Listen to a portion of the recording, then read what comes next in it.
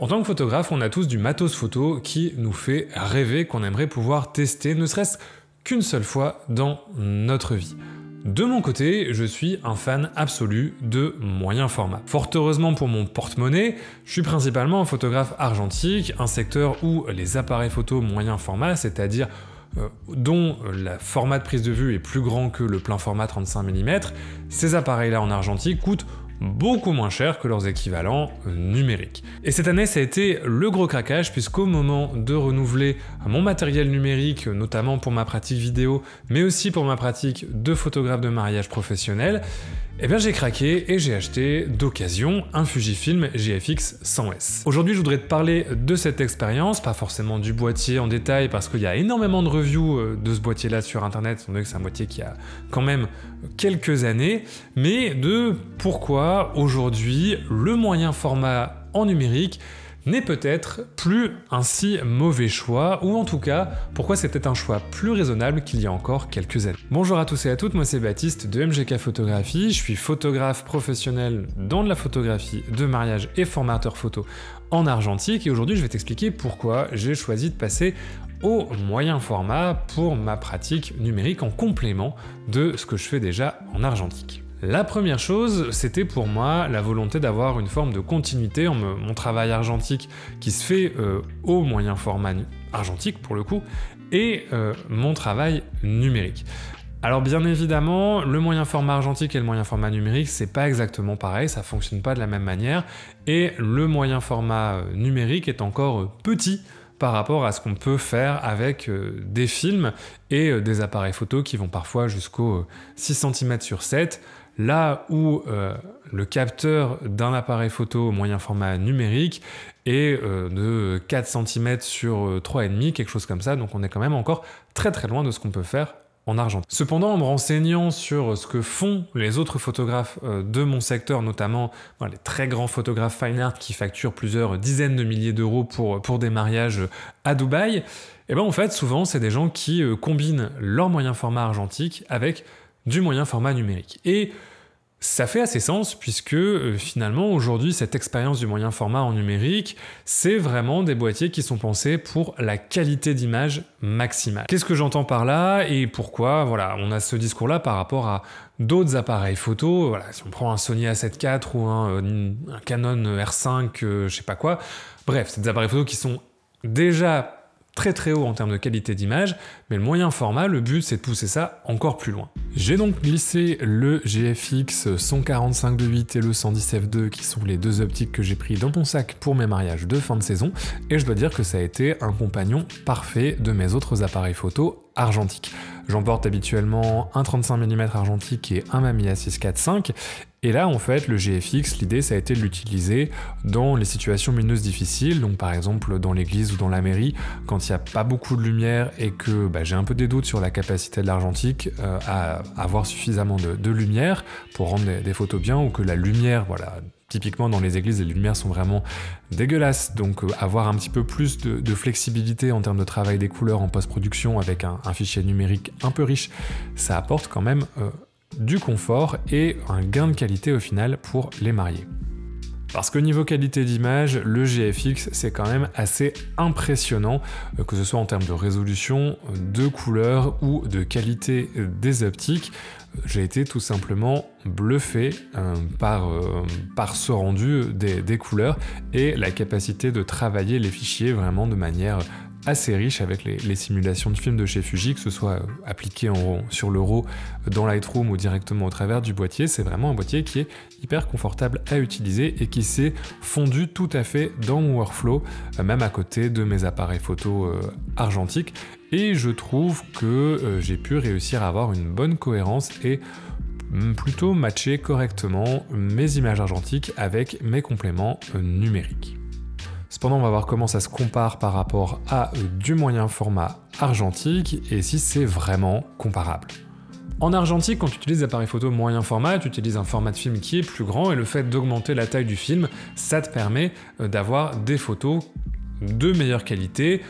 plus définies, que tu vas pouvoir agrandir beaucoup plus. En numérique, c'est un peu exactement la même chose. Comme on a des capteurs qui sont plus grands, on peut mettre plus de photosites dessus et se permettre d'avoir des résolutions bien plus élevé. Là où les appareils photo plein format du moment arrivent à 60 mégapixels pour les plus hauts de gamme, sur la gamme des appareils photo moyen format, les plus hauts arrivent à 102 mégapixels, c'est le cas de ce GFX, et pour être tout à fait honnête, c'est totalement inutile. C'est inutile parce que les fichiers sont super lourds, c'est inutile parce qu'il y a presque trop de détails, mais c'est confortable, c'est pratique parce que tu peux recadrer énormément ta photo et garder une qualité d'image quand même assez incroyable, parce que même si tu recadres 2 fois ta photo, si tu divises la taille de ta photo par 2 en recadrant, tu as quand même un fichier de 50 mégapixels, donc ce qui est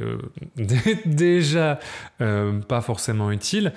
Et voilà, c'est vraiment pouvoir t'offrir la meilleure qualité d'image possible. On parle de la résolution, mais j'aurais envie aussi de parler, et surtout, parce que moi la résolution c'est pas quelque chose qui m'intéressait d'une certaine manière pour ma pratique de photographie, mais le rendu des couleurs et la manière dont l'appareil photo va rendre la lumière est aussi assez particulier du fait de ce plus grand capteur. Le capteur du Fujifilm, sans rentrer dans les détails, c'est une matrice 16 bits, donc un encodage des couleurs en 16 bits, ce qui va donner en très très gros une transition colorée quand tu vas retravailler tes fichiers beaucoup plus fluide, beaucoup plus agréable. Il y a beaucoup plus de couleurs qui vont pouvoir être capturées par l'appareil, encodées par l'appareil, pas forcément capturées, mais encodées dans les fichiers de l'appareil. Et honnêtement, moi qui déteste la retouche numérique, c'est le premier appareil photo que j'utilise dans lequel j'ai plaisir à utiliser les fichiers, à retoucher les fichiers. En plus, on est quand même aidé par toutes les simulations de films de Fujifilm que je trouve extrêmement bien faites aussi, qu'on trouve sur toute la gamme. Et honnêtement, d'un point de vue colorimétrique, ces fichiers sont d'une précision incroyable.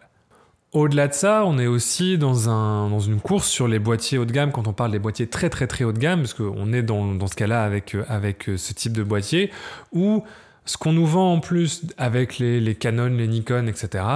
ça va être des rafales plus importantes, voilà, shooter à 25-30 images par seconde en rafale, ça va être des autofocus plus performants, ça va être toutes ces choses-là qui en fait, moi ne m'intéressent pas. Moi je fais de la photo pour avoir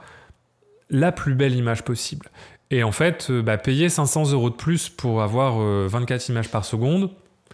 ça ne m'intéresse pas, je ne vais jamais m'en servir. Quel est l'intérêt? Je vais me retrouver avec 8 milliards de photos identiques à traiter sur mon ordinateur, ça ne m'intéresse pas. Mais payer 500, 700, 800 € de plus qu'un boîtier classique pour avoir la meilleure qualité d'image possible, tant en termes de définition, qu'en termes de rendu de la couleur, qu'en termes de transition lumineuse, de contraste, etc. Ça m'intéresse. Parce que ce qui m'intéresse dans la photographie, c'est faire de la belle image. Et raisonnablement, puisqu'on en arrive à la question qui fâche, celle du tarif, on arrive à un point où, même d'un point de vue budgétaire, quand tu es en train de faire des recherches pour acheter un boîtier premium, la question peut se poser. J'ai aussi testé l'appareil photo dans d'autres conditions que mon travail, puisque je l'avais avec moi dans des endroits plutôt cool comme ici à Saint-Malo, et encore une fois, c'est un vrai plaisir à prendre en main. La qualité des images, même pour de la photo de rue, alors même s'il faut être quand même un petit peu motivé, il faut vraiment adapter son flux de travail pour faire de la photo de rue au GFX, mais pour de la photo de rue ou pour du paysage ou de la photo du quotidien, voilà, c'est vraiment, pour le coup, là, c'est un luxe, mais ça crée vraiment des images qui sont assez exceptionnelles et assez uniques. Comme tout l'écosystème est tropicalisé, j'ai pas eu trop de scrupules à l'emmener à la plage, même si c'est pas forcément une utilisation que je recommanderais. Et là encore, dans le travail, notamment en photo de rue, en photo de paysage, le fait d'avoir des fichiers aussi gros permet quand même une certaine flexibilité en termes de recadrage, en termes d'ajustement lors de l'editing des différentes images. La dynamique du capteur est aussi assez impressionnante, même dans des situations de lumière un petit peu difficiles, comme là où on commençait à arriver au niveau du crépuscule et il y avait quand même des lumières pas évidentes à rendre, et à la fois dans la caméra mais aussi lors de l'editing des RAW, j'ai eu quand même beaucoup de latitude pour éditer ces différentes images, même prises dans des conditions un petit peu difficiles.